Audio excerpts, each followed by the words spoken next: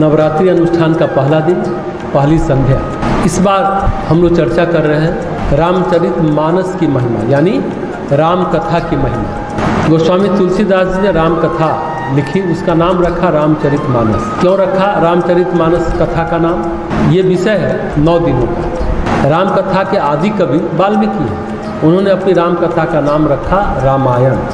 रामायण, राम जोड़ अयण, राम का घर। तुलसीदास जी ने कहा रामायण शब्द कोटि अपार। रामायण हर युग में अलग ढंग से लिखी गई है। आज कितनी रामायण मिलती है? वाल्मीकि रामायण बंगला में मिलती है, कृतिवास रामायण काफ़ी लोकप्रिय है, दक्षिण में मिलती है कंब रामायण, एक लिखी है अध्यात्म रामायण। तुलसीदास जी ने राम कथा लिखी, उसका नाम रखा रामचरितमानस।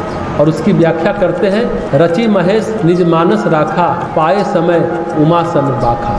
भगवान महेश यानी शिव ने इसे मन में रख लिया था और समय आया तो इस कथा को पार्वती जी से कहा, ताते रामचरितमानस में, इसलिए इसका नाम हुआ रामचरितमानस। कैसे लिखी गई? तुलसीदास जी महाराज अपने शुरुआती दिनों में अच्छे कथावाचक थे, राम कथा कहते थे। तुलसीदास थे कवि, उनकी कवित्व की पहली रचना है हनुमान चालीसा। उसके बाद वे छोटी छोटी कविता पद बनाया करते थे। उस जमाने में जो राम कथा कही जाती थी उसका आधार होता था वाल्मीकि रामायण। जैसे भागवत कथा कही जाती है उसका आधार होता है महर्षि व्यास प्रणीत भागवत। वैसे प्रभुदत्त ब्रह्मचारी ने भागवत कथा पूरी हिंदी में अनुवाद किया है। प्रभुदत्त ब्रह्मचारी तो भागवत पूरा हिंदी में अनुवाद किया है। झूसी इलाहाबाद के संत थे, नाम रखा भागवत कथा। पूरी भागवत का कवित्व में अनुवाद किया है। तो तुलसीदास जी महाराज ने इसलिए लिखा कि उस समय हिंदी में लोक भाषा में, ग्राम्य भाषा में रामायण नहीं थी। जब कथा कहते थे वाल्मीकि रामायण से तो अपनी व्याख्या करते समय पद, सवैया, दोहा, सोरठा और कवित्व जोड़ते थे अपनी ओर से। तो उनकी कथा में बड़ा रस बरसता था। बचपन में तो उनकी माता मर गई, फिर पिता मर गए, घर उजड़ गया। उनके गुरु नरिहर बाबा उनको ले गए शुकर क्षेत्र, सोरो क्षेत्र पूर्वांचल में। फिर बनारस चले गए, वहाँ शिक्षा प्राप्त की श्री सनातन जी से। उनके 2 गुरु हुए, नरिहर बाबा शुरू के गुरु जिन्होंने दीक्षा दी, जिनके आश्रम में रहकर प्रारंभिक शिक्षा प्राप्त की। दूसरे गुरु से आगे की शिक्षा प्राप्त की श्री सनातन जी से, उच्च शिक्षा शास्त्रों का, संस्कृति का। श्री सनातन मराठी ब्राह्मण थे। उनकी पत्नी तुलसीदास जी को बहुत प्यार करती थी। उन्हें ये आई कहते थे, महाराष्ट्र में माँ को आई कहते हैं। आई और गुरु की आज्ञा से कथा कहने लगे।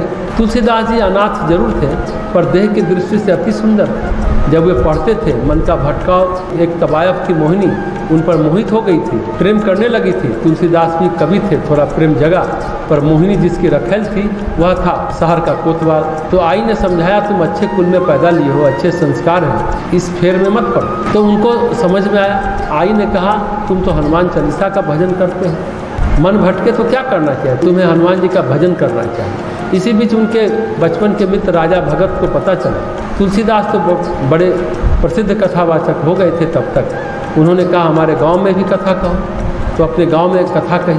उन्होंने अपने गांव का नाम मित्र के नाम पर रख दिया राजापुर, जो बांदा में है, चित्रकूट क्षेत्र में, करनी क्षेत्र में। तो कथा कहते कहते एक बड़ी सुंदर ब्राह्मण कन्या कथा सुनने आती थी।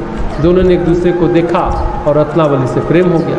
बड़े प्रकांड पंडित, प्रकांड ज्योतिषी, उसी तरह रत्नावली खुद बड़ी ज्योतिषी, उसके पिता महान ज्योतिषी। रत्नावली को पूर्ण शिक्षा दी पिता ने। इकलौती संतान थी, चचेरे भाई थे। रत्नावली के पिता का नाम दीनानाथ पाठक था। तुलसीदास के पिता का नाम आत्मा राम दुबे था। पाठक जी को लड़का तुलसीदास बड़ा जचा। सुंदर, सुशील, संस्कारी है, बढ़िया कथा कहता है, ज्योतिषी भी है। तुलसीदास जी के पिता भी बहुत बड़े ज्योतिषी थे, ससुर भी बड़े ज्योतिषी। राजा महाराजा कोठी वाले, हवेली वाले हाथी लेकर खड़े रहते थे दरवाजे पर। पहले के ज़माने में जो ज्योतिषी होते थे वे कथा भी कहने जाते थे। तो दीनानाथ पाठक ने सोचा कि ज्योतिषी की गद्दी चलेगी, ज्योतिषी को गद्दी कहते थे। तो गद्दी बरकरार रहेगी। जैसे मठ मंदिर की गद्दी होती है वैसे ज्योतिषी की भी गद्दी होती है। धूमधाम से शादी हुई। रत्नावली थोड़ी कालिदास की पत्नी विद्योत्मा की तरह थी, ज्ञान का घमंड था, पढ़ी लिखी थी। बहुत दिनों तक तुलसीदास ज्योतिष और कथा करते रहे, पैसा बरसता था। तुलसीदास बनारस में भारतीय ज्योतिष सीखे थे, हकीमों के बीच उठते बैठते थे। वह काल था जब हुमायूं का अंत हो गया था, अकबर बढ़ रहा था, बहुत उथल पुथल थी। तुलसीदास जी मुसलमानी ज्योतिष, ताजिक ज्योतिष भी सीखे।